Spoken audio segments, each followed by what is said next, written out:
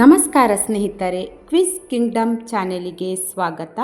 ಇವತ್ತಿನ ವಿಡಿಯೋದಲ್ಲಿ ನಾನು KAS, FDA ಮತ್ತು SDA ಪರೀಕ್ಷೆಗಳಿಗೆ ಉಪಯುಕ್ತವಾದ ಪ್ರಶ್ನೆಗಳನ್ನು ಕೇಳಿದ್ದೇನೆ.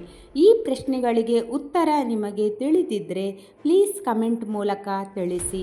ಹಾಗಾದರೆ ಇವತ್ತಿನ ಕ್ವಿಜ್ ವಿಡಿಯೋವನ್ನು ಪ್ರಾರಂಭಿಸೋಣ. ಮೊದಲ ಪ್ರಶ್ನೆ, ಕರ್ನಾಟಕ ಎಂಬ ಹೆಸರನ್ನು ಅಧಿಕೃತವಾಗಿ ಯಾವ ವರ್ಷದಲ್ಲಿ ಬಳಸಲು ಆರಂಭಿಸಿದರು? ಪ್ರಶ್ನೆ ಇನ್ನೊಮ್ಮೆ, ಕರ್ನಾಟಕ ಎಂಬ ಹೆಸರನ್ನು ಅಧಿಕೃತವಾಗಿ ಯಾವ ವರ್ಷದಲ್ಲಿ ಬಳಸಲು ಆರಂಭಿಸಿದರು? ಆಯ್ಕೆ ನಿಮ್ಮ ಮುಂದೆ. ಆಯ್ಕೆ ಎ 1956, ಆಯ್ಕೆ ಬಿ 1965, ಆಯ್ಕೆ ಸಿ 1973, ಆಯ್ಕೆ ಡಿ 1980.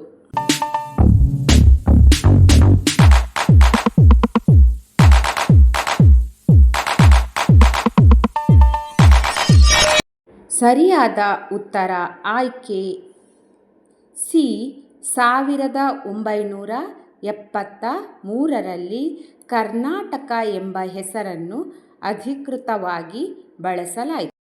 ಪ್ರಶ್ನೆ 2, ಕರ್ನಾಟಕ ಏಕೀಕರಣ ಚಳವಳಿಯ ಪ್ರಮುಖ ನಾಯಕ ಯಾರು? ಪ್ರಶ್ನೆ ಇನ್ನೊಮ್ಮೆ, ಕರ್ನಾಟಕ ಏಕೀಕರಣ ಚಳವಳಿಯ ಪ್ರಮುಖ ನಾಯಕ ಯಾರು? ಆಯ್ಕೆಗಳು: ಎ ಆಲೂರು ವೆಂಕಟರಾವ್, ಆಯ್ಕೆ ಬಿ ಕುವೆಂಪು, ಆಯ್ಕೆ ಸಿ BM ಶ್ರೀಕಂಠಯ್ಯ, ಆಯ್ಕೆ ಡಿ M ವಿಶ್ವೇಶ್ವರಯ್ಯ.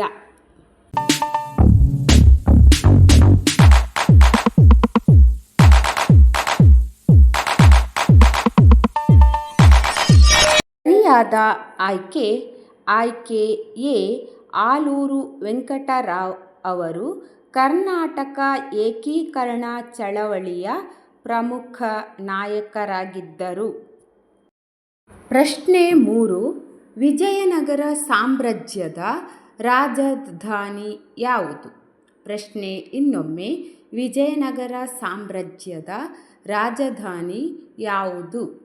ಆಯ್ಕೆ ಎ ಹಂಪಿ, ಆಯ್ಕೆ ಬಿ ಬಾದಾಮಿ, ಆಯ್ಕೆ ಸಿ ಹಳೇಬೀಡು, ಆಯ್ಕೆ ಡಿ ಐಹೊಳೆ.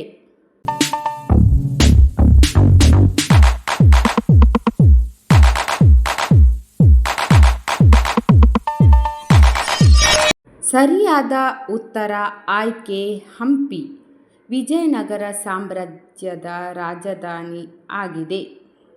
ಪ್ರಶ್ನೆ 4, ಭಾರತದ ಮೊದಲ ಮಹಿಳಾ ರಾಜ್ಯಪಾಲ ಯಾರು?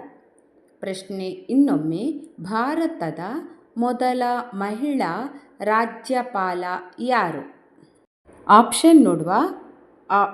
ಆಯ್ಕೆ ಸಂಖ್ಯೆ ಎ ಸರೋಜಿನಿ ನಾಯ್ಡು, ಆಯ್ಕೆ ಸಂಖ್ಯೆ ಬಿ ಇಂದಿರಾ ಗಾಂಧಿ, ಆಯ್ಕೆ ಸಿ ಸುಚೇತಾ ಕೃಪ್ಲಾನಿ, ಆಯ್ಕೆ ಡಿ ವಿಜಯಲಕ್ಷ್ಮಿ ಪಂಡಿತ್.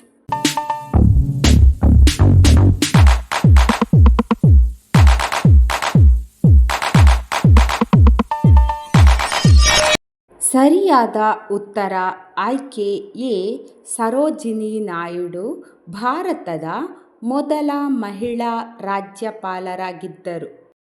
ಪ್ರಶ್ನೆ 5, ಭಾರತದ ಸಂವಿಧಾನ ಯಾವ ದಿನ ಜಾರಿಗೆ ಬಂತು? ಪ್ರಶ್ನೆ ಇನ್ನೊಮ್ಮೆ, ಭಾರತದ ಸಂವಿಧಾನ ಯಾವ ದಿನ ಜಾರಿಗೆ ಬಂತು? ಆಯ್ಕೆ ಎ 15 ಆಗಸ್ಟ್ 1947, ಆಯ್ಕೆ ಬಿ 26 ಜನವರಿ 1950, ಆಯ್ಕೆ ಸಿ 26 ನವೆಂಬರ್ 1949, ಆಯ್ಕೆ ಡಿ 2 ಅಕ್ಟೋಬರ್ 1950.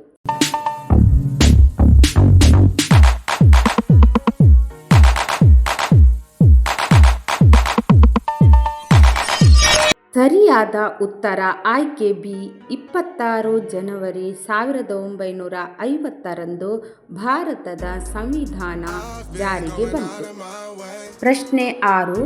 ಕರ್ನಾಟಕದ ಉಕ್ಕಿನ ನಗರ ಯಾವುದು? ಪ್ರಶ್ನೆ ಇನ್ನೊಮ್ಮೆ, ಕರ್ನಾಟಕದ ಉಕ್ಕಿನ ನಗರ ಯಾವುದು? ಆಯ್ಕೆ ನೋಡುವ. ಆಯ್ಕೆ ಎ ಭದ್ರಾವತಿ, ಆಯ್ಕೆ ಬಿ ಬಳ್ಳಾರಿ, ಆಯ್ಕೆ ಸಿ ಹೊಸಪೇಟೆ, ಆಯ್ಕೆ ಡಿ ಹುಬ್ಬಳ್ಳಿ.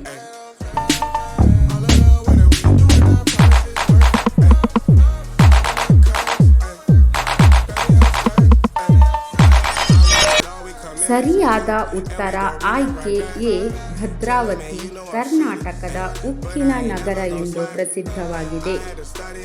ಭಾರತದ ಮೊದಲ ಉಪಗ್ರಹ ಯಾವುದು? ಆಯ್ಕೆ ನಿಮ್ಮ ಮುಂದೆ. ಆಯ್ಕೆ ಎ ಆರ್ಯಭಟ ಸ್ಯಾಟಲೈಟ್, ಆಯ್ಕೆ ಬಿ ಭಾಸ್ಕರ ಸ್ಯಾಟಲೈಟ್, ಆಯ್ಕೆ ಸಿ ಇನ್ಸ್ಯಾಟ್ 1A, ಆಯ್ಕೆ ಡಿ ರೋಹಿಣಿ ಸ್ಯಾಟಲೈಟ್.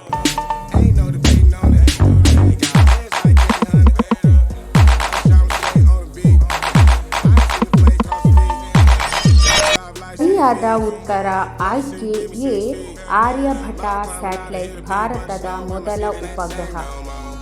ಪ್ರಶ್ನೆ 8. ಕನ್ನಡದ ರಾಷ್ಟ್ರೀಯ ಕವಿ ಎಂದು ಯಾರನ್ನು ಕರೆಯುತ್ತಾರೆ? ಇನ್ನೊಮ್ಮೆ ಪ್ರಶ್ನೆ.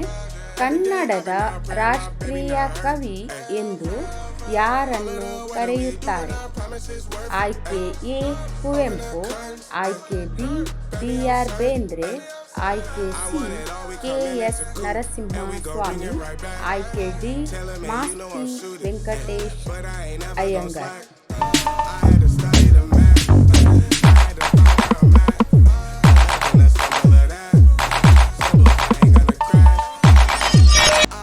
ಸರಿಯಾದ ಉತ್ತರ ಆಪ್ಷನ್ ಎ ಕುವೆಂಪು.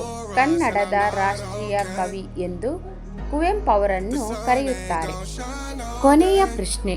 ಭಾರತದ ಯೋಜನಾ ಆಯೋಗವನ್ನು ಯಾವ ವರ್ಷದಲ್ಲಿ ಸ್ಥಾಪಿಸಿದರು? ಪ್ರಶ್ನೆ ಇನ್ನೊಮ್ಮೆ. ಭಾರತದ ಯೋಜನಾ ಆಯೋಗವನ್ನು ಯಾವ ವರ್ಷದಲ್ಲಿ ಸ್ಥಾಪಿಸಿದರು? ಆಯ್ಕೆ ಎ 1947, ಆಯ್ಕೆ ಬಿ 1950, ಆಯ್ಕೆ ಸಿ 1952, ಆಯ್ಕೆ ಡಿ 1960.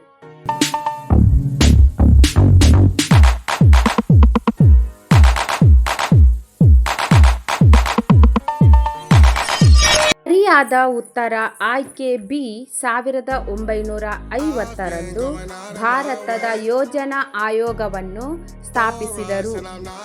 ಇಷ್ಟರವರೆಗೆ ಪ್ರಶ್ನೋತ್ತರಗಳನ್ನು ತಾಳ್ಮೆಯಿಂದ ವೀಕ್ಷಿಸಿದ್ದಕ್ಕಾಗಿ ನಿಮಗೆ ಧನ್ಯವಾದಗಳು. ಈ ವಿಡಿಯೋಕ್ಕೆ ಒಂದು ಲೈಕ್ ಇರಲಿ. ಅದೇ ರೀತಿ ಕ್ವಿಜ್ ಕಿಂಗ್ಡಮ್ ಕನ್ನಡ ಚಾನೆಲನ್ನು ಮೊದಲನೇ ಬಾರಿಗೆ ನೋಡ್ತಿದ್ರೆ ಪ್ಲೀಸ್ ಸಬ್ಸ್ಕ್ರೈಬ್ ಮಾಡಿಕೊಂಡು ಪಕ್ಕದಲ್ಲಿ ಕೊಟ್ಟಿರುವ ಬೆಲ್ ಐಕನ್ ಅನ್ನು ಕ್ಲಿಕ್ ಮಾಡಿ. ನಾನು ಹಾಕುವ ಕ್ವಿಜ್ ವಿಡಿಯೋದ ಎಲ್ಲ ನೋಟಿಫಿಕೇಶನ್ ನಿಮಗೆ ಬರುತ್ತದೆ.